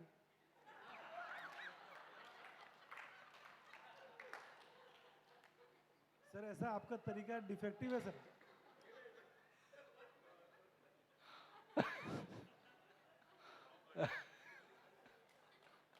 सर आपका तरीका डिफेक्टिव है। आपने 100% शुरू किया पहले, हमको लगा 10-20% तो चलता है अभी, तो हमने कि अधिमूल्यन तो नहीं कर लिया अपना खुद का। नहीं, वो तो 3 महीने बाद पता चलेगा ना। पर वैसे आपने ये भी बोल दिया है कि हर व्यक्ति गलती के अधिकार के साथ जन्म लेता है और सही के अवसर और साधन के साथ, तो इसलिए कर और लेंगे। गलती बराबर दुख होता है। हाँ, तो इसलिए नहीं, इसलिए चुनौती ले लीजिएगा। अब एक बार कदम रख दिया तो पीछे तो नहीं हटेंगे, तो कोशिश करेंगे। देखिए, कदम रखने का पहला काम यह है कि ग्रुप के साथ बने रहना। हाँ, मैं एक बात और सभी से कहना चाहता हूँ, जो नहीं है उनसे भी कह दीजिए, साथ आएंगे साथ जाएंगे। ये एक दिन पहले जा रहा हूँ, एक दिन बाद में आ रहा हूँ, ये सब कोशिश करें। यदि कोई बहुत अनअवॉइडेबल सर्कमस्टांसिस नहीं है तो साथ आएं साथ जाएं। तो साथ में आना साथ में जाना परिवार के लिए सम्मानजनक है, सबको अच्छा लगता है। कल भी जब जाने का समय होता है तो कुछ लोग पहले जाने लगते हैं। 10 बजे तक, 10 बजे के बाद पहला हमारा वो लगभग 10:30 बजे पहला ब्रेक होता है। उसके बाद चले जाएं तो कोई दिक्कत नहीं है। बाय द वे, आपका ट्रेन का टाइम ऐसा मैच करता होगा कि नहीं तो फिर एक दिन ख़राब होता है, तो वो सब इमरजेंसी चलेगी। लेकिन कोशिश करें कि हम साथ में आएंगे साथ में जाएंगे, है ना। तो ये थोड़ा सा सभी के लिए उत्साहवर्धक लगता है। इसमें एक बड़ा काम ये भी है कि जब भी हम जो प्रचलित धारा है उससे भिन्न कोई काम करते हैं, उसमें सबका उत्साह बनाए रखना ये भी हम सबकी जिम्मेदारी है ना। अब ये समूह एक जिम्मेदार समूह है। परिचय शिविर की स्थितियाँ अलग होती हैं कि आपको नहीं पता होता है कि गाड़ी किधर जा रही है, लेकिन अब हम तीसरे सत्र में पहुंचने के बाद अब हम इस स्थिति में हैं कि वाकई में अब हमको आकलन होता है ना। इस सभा में मेरे को वो आकलन आया जिस समाज की कल्पना कभी हम पिछले 20 सालों से करते रहे हैं। आपके शिविर को देख के वो फील आया कि हाँ, अब वो बहुत दूर नहीं है। ठीक है, हम मेहनत करके इतने बड़े बड़े एंटरप्राइज खड़े कर सकते हैं, इतनी बड़ी बड़ी चीज़ें खड़ी कर सकते हैं, और गुजरात में तो सब कुछ इंटरनेशनल करने की आदत है ना। ये एक बहुत अच्छी चीज़ है कि हमने अपने लिए बड़े मापदंड रखे। कि जब भी हम दुनिया में गए, सब जगह घूमने गए, हमने वहाँ की चीज़ें देखी तो हमको ये ख्याल में आ गया कि हम कहाँ पे हैं। तो उससे एक सामान्य ये स्वीकृतियाँ हैं कि हम जो करें बहुत अच्छे स्टैंडर्ड का करें। तो मेरे को लगता है कि आज हम फिर से उस मोड़ पे हैं जहाँ भाव रूप में परिवार में, स्वयं में, परिवार में और समाज में भाव रूप में हम कुछ बेहतर कर सकें, और उसका मैनिफेस्टेशन है ना। हम इतने ज्ञान और विश्व गुरु की बात करते हैं, हमारी हालत देखे कौन मानेगा हम कभी इतने कोई ज्ञान व्यान से। हालत बहुत पतली है भाई, ना सड़क ठीक है ना मन ठीक। कम से कम कहीं जाके देखते हैं उनकी सड़क तो ठीक लगती, मतलब कम से कम भौतिक चीज़ें ठीक लगती हैं। चलिए बढ़िया। हाँ जी, तो ग्रुप नंबर 1 बाकी की 30 पेज तक किया। अभी ओवरऑल ग्रुप में एक तो है कि सबकी अलग अलग समझने की क्षमता है, लेकिन डिस्कशन से काफ़ी चीज़ें क्लियर हो रही है और ऐसा एक विश्वास तो बन रहा है कि हो पाएगा। जो पॉइंट्स अभी समझ में नहीं आते उनको मार्क करके रखते हैं तो वो डाउट सेशन में फिर ले सकते हैं, तो उसका कोई वो नहीं है। कोई दिक्कत नहीं, कोई दिक्कत नहीं। और कोई ग्रुप में से और कोई कुछ शेयर करना चाहेगा? ठीक है, आगे बढ़ सकते हैं। ग्रुप 12 लोग हैं भैया, और हमने 4 लेवल पे काम किया। पहले तो रीडिंग 2 लेवल पे हुआ और एक्सप्लेनेशन 2 लेवल पे हुआ। रीडिंग में हमने एक एक बुलेट एक एक ग्रुप मेंबर ने रोटेशन में पढ़ा पहले, इस प्रकार से पूरा वो रीडिंग हो गया। दूसरा रीडिंग सबने अपना अपना मन में पढ़ा, इस प्रकार से 2 बार रीडिंग हो गया। तीसरे लेयर में हमने एक बुलेट एक आदमी पढ़ेगा और वही आदमी वो एक्सप्लेन करेगा।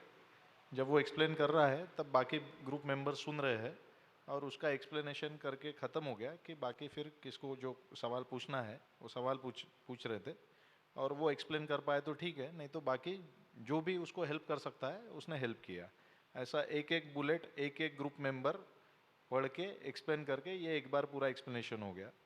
दूसरा एक्सप्लेनेशन फिर हमने चिट्ठी डाली।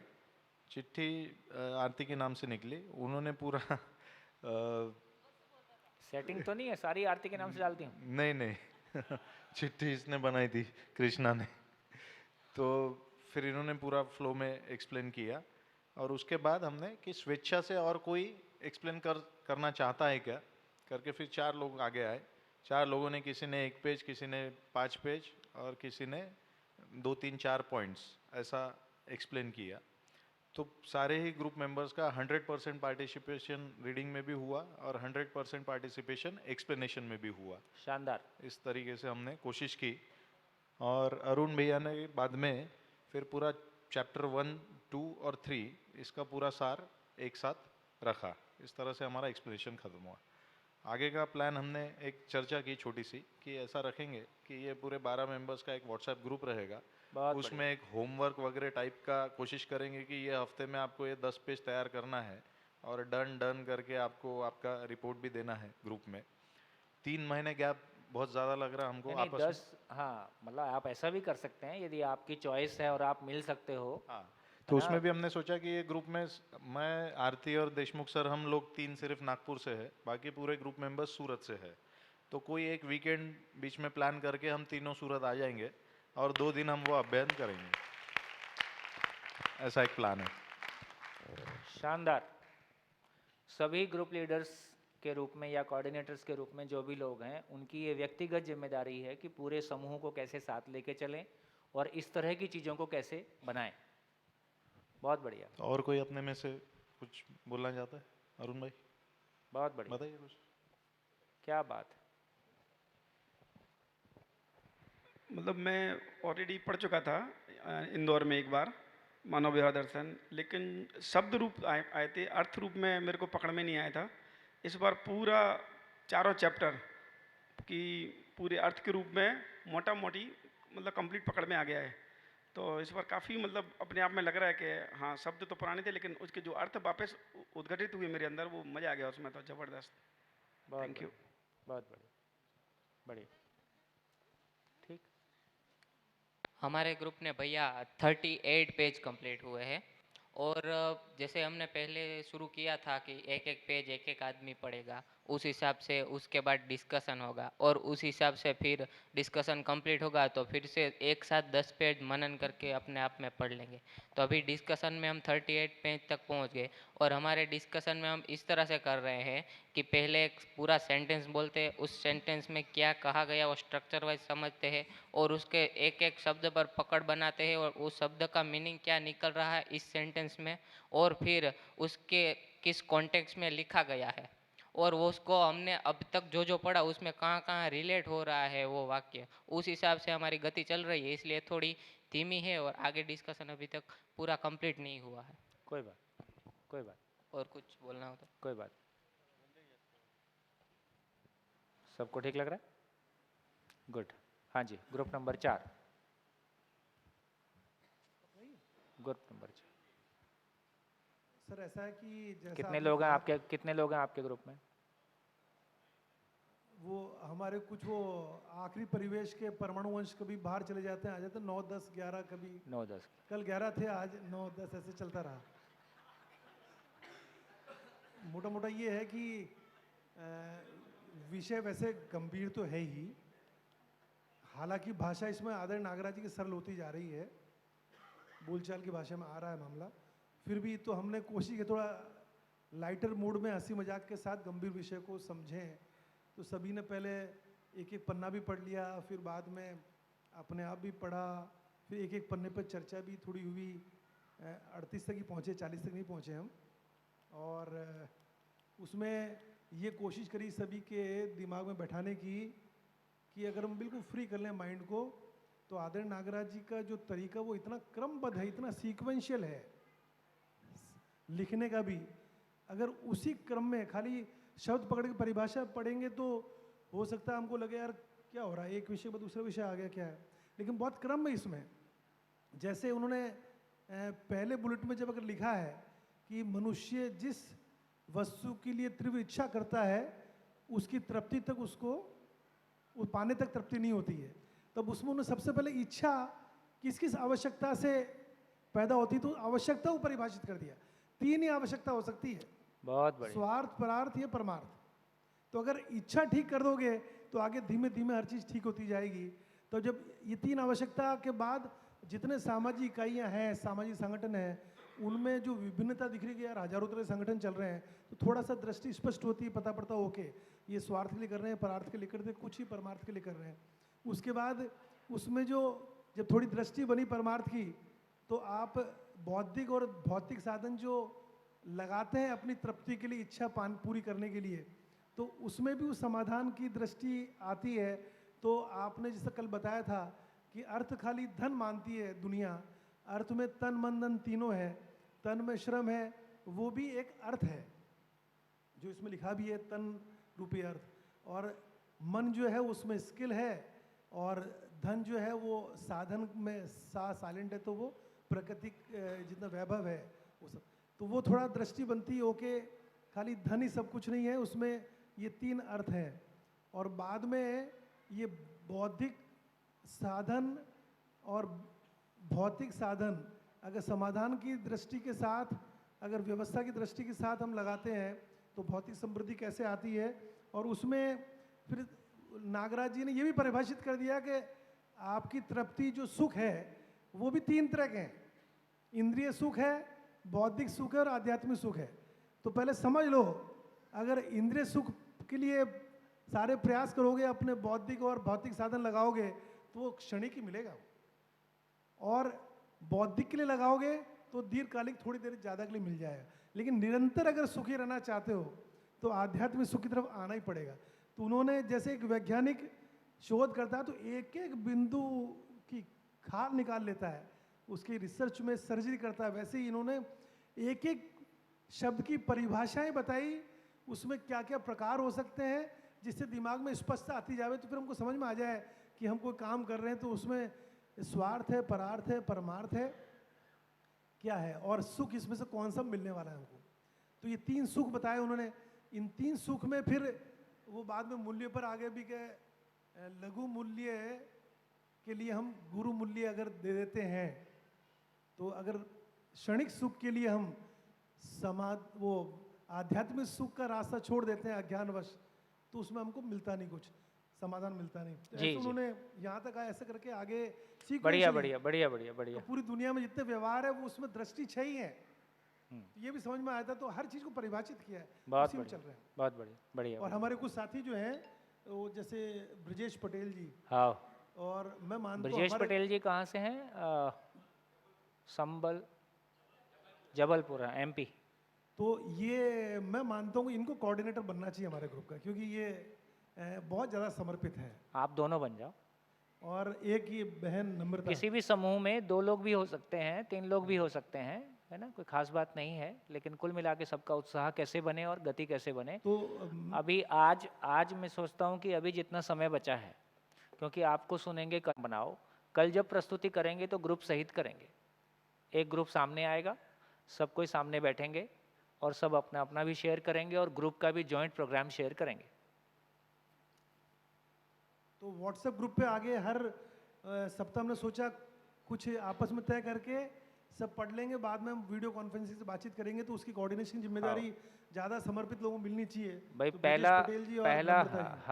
पहला काम है गठन कैसा है समूह का, तो समूह के गठन में संख्या घटती है तो ये आपकी कमी, संख्या बढ़ती है, ऐसे भी लोग हो, कोई आना चाहता है तो उसका स्वागत है। पुराने लोग थोड़े से 3, 4, 5 शिविर किए हुए हैं, यदि उनमें से कोई आना चाहता है तो उसका स्वागत है ना, ऐसा अपन कर सकते हैं। फ्रेश कोई भी नहीं आएगा अब, है ना।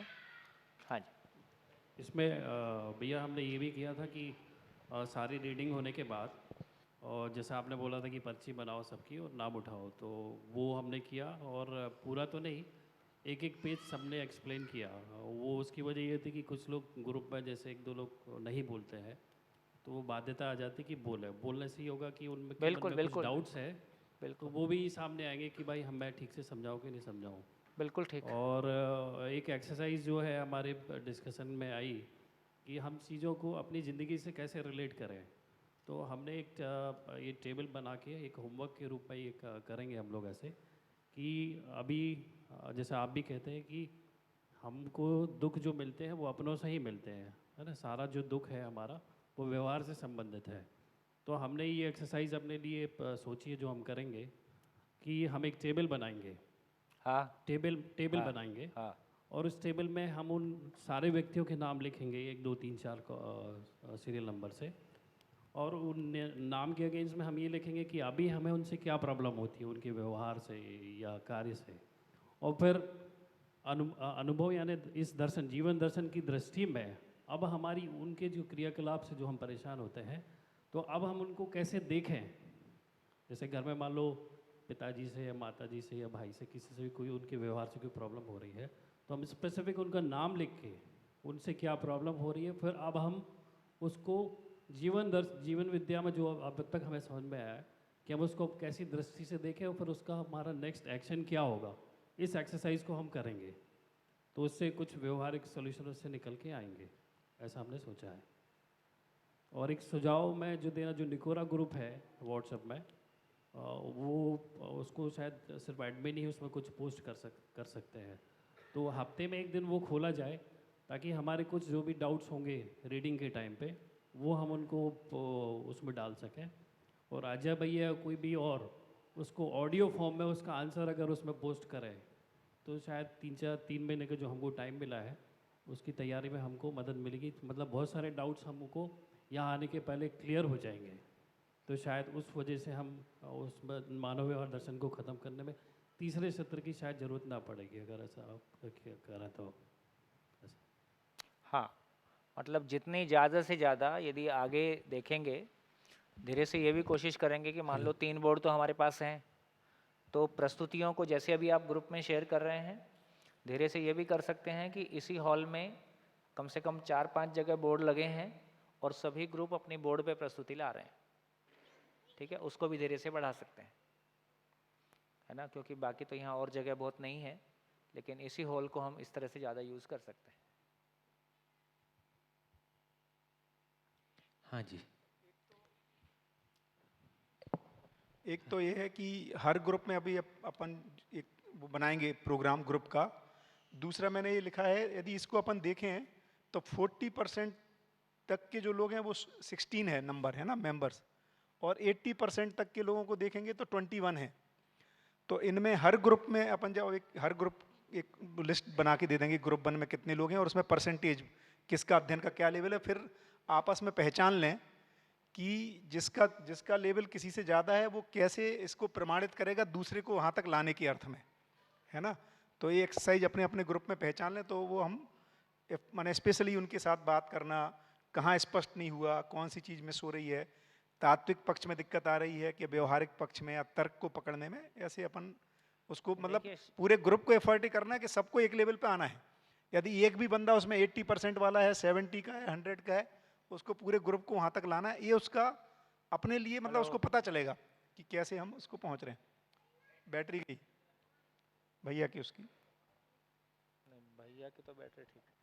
हेलो, एक कोऑर्डिनेटर तो तय है ही है, समूह अपने बीच में मिलके एक जन को और तय कर ले, और ये 2 लोग मिलके पूरे समूह की गति को बनाने के लिए जो भी वीकली मिलने का काम है, जो भी डिज़ाइन हो सकते हैं, है ना, और मिलके जितनी सारी बातें हम शिविर में कह रहे हैं, है ना, कि आगे बढ़ना है ना, कंपटीशन नहीं कोऑपरेशन।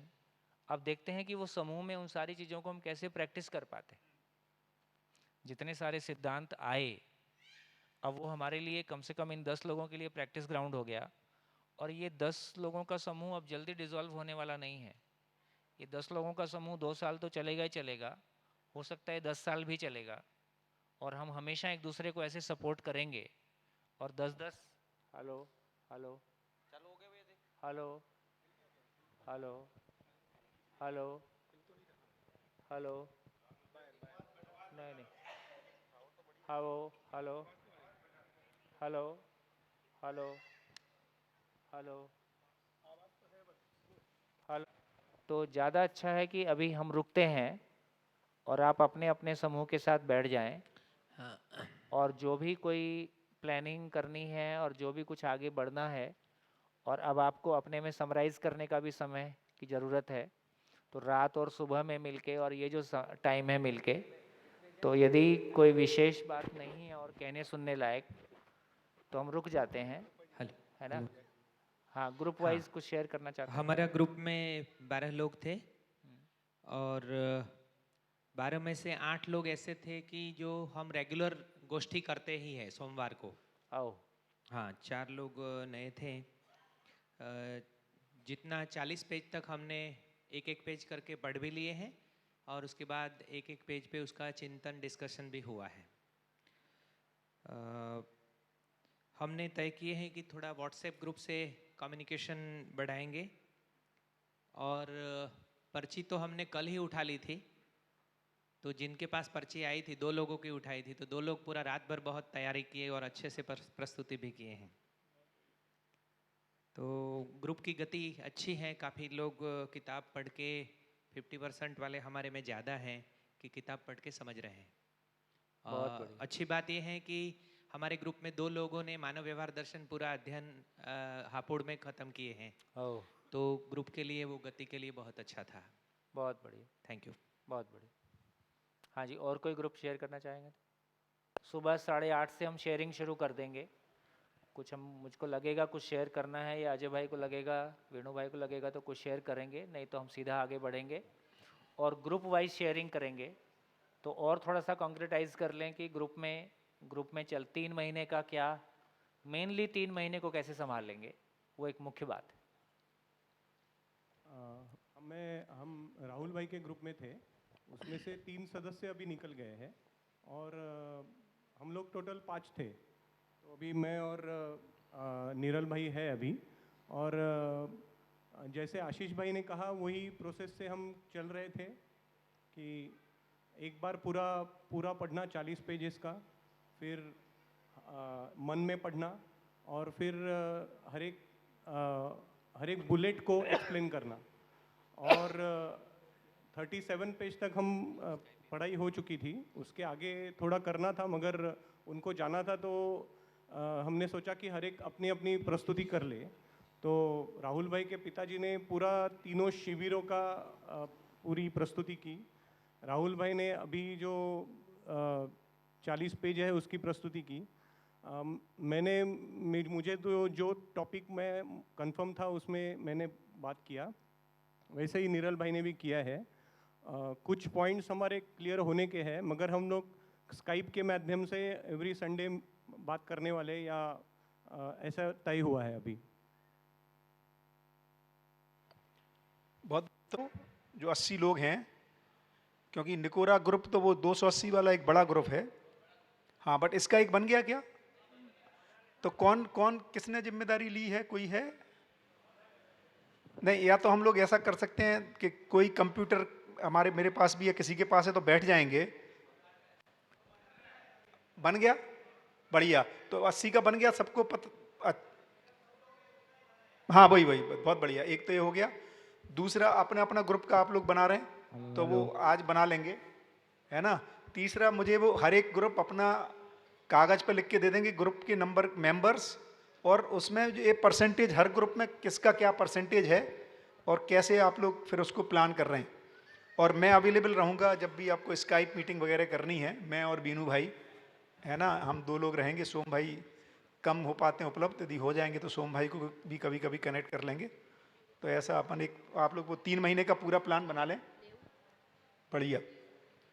मुझे लगता है देखो, हम लोग भी जो सोम भाई कह रहे हैं, समाज में हम पहली बार सोम भाई से कमिटमेंट लिया कि आप केवल परिचय शिविर नहीं करेंगे, परिचय शिविर करेंगे, अध्ययन बिंदु करेंगे, मानव व्यवहार दर्शन करेंगे, पूरा लेके चलेंगे। तो इस तरह की मैकेनिज्म इतनी सघनता से हम लोगों ने भी पहले कभी नहीं की, मतलब उसको छोड़ देते थे ऐसे ही, जिसने कर लिया, जो सोम भाई बता रहे हैं। और ये मुझे लगता है बहुत ही सुखद है कि हम लोग कैसे सब लोग मिलकर के ग्रुप डायनामिक्स कैसे तैयार हो, है ना। और हम एक जो अच्छे समाज को कल्पना कर रहे हैं, उसको पहले अपने परिवार में और अपने व्यक्तिगत जीवन में, जैसे किसी ने शेयर किया कि हम लोग घर में कहाँ अटकते हैं, डे टू डे में कहाँ समस्या आ रही है, कौन से इशू आ रहे हैं, उनको नोट करें, जर्नल बनाएं, है ना। कई बार हमने अपने बारे में सोचा नहीं है, एक दूसरे कैसे उसको रिजॉल्व किए, उसमें कौन से सिद्धांत लगेंगे। तो मुझे लगता है अब सघन काम करने की जगह ज़रूरत है, कैसे इन सूत्रों को या इस ज्ञान को हम अपने में और अपने परिवार में देख पाएँ, और उसका, क्योंकि उसी से अपने में तृप्ति बनेगी और उसी से एक प्रायोरिटी शिफ्टिंग होगी, उसी से लगेगा कि हाँ ये चीज़ काम करती है और इसकी हमें जीवन में आवश्यकता है। तो ये बहुत, मुझे लगता है इस तरह का प्रयास, ये पहली बार एक तरह से हम लोग भी इस जर्नी को पहली बार देख रहे हैं, क्योंकि अभी हम लोग अपने अपने व्यक्तिगत और अपने अपने परिवारों में करते रहे, बट इस तरह से समूह में चलना, तो मुझे लगता है काफ़ी उम्मीद है इससे, और काफ़ी संभावनाएं भी हैं जो पूरे गुजरात में और बाकी में राजस्थान और सभी जगह, और एक नया प्रयास है और एक नए मॉडल की तरह उभर के आएगा। बढ़िया। कहना चाहूँगा कि मेरी पढ़ी यही सिविल पहली वो 2018 में हुई थी। 2018 2018 18 अच्छा 18 उसके बाद 1 साल तक मेरा कुछ इसमें जीवन विद्या के साथ नहीं था, तो फिर 1 साल के बाद मेरे को यश से बातचीत हुई, तो फिर मैं फिर से ज्वाइन हो गया। तो ऐसा है कि हम में से कोई किसी ऐसे को जानता है जिसने 1-2 शिविर किया है, आज रात को बैठने का यही मतलब है। तो फिर उसको हम साथ लेके फिर से चल सकते हैं। बहुत बढ़िया, बहुत बढ़िया। आप अपने टीम का विस्तार कैसे करोगे और आप अपनी गति कैसे बनाओगे, एक दूसरे को सपोर्ट कैसे करोगे, कोई परेशानी है तो मिलजुल के कैसे उस पर बात करेंगे, तो उस पर कुछ बात आज आप लोग को सुनेंगे। कुछ लोग अध्ययन करके छूट गए हैं, मान लो कहीं यहाँ पर हाँ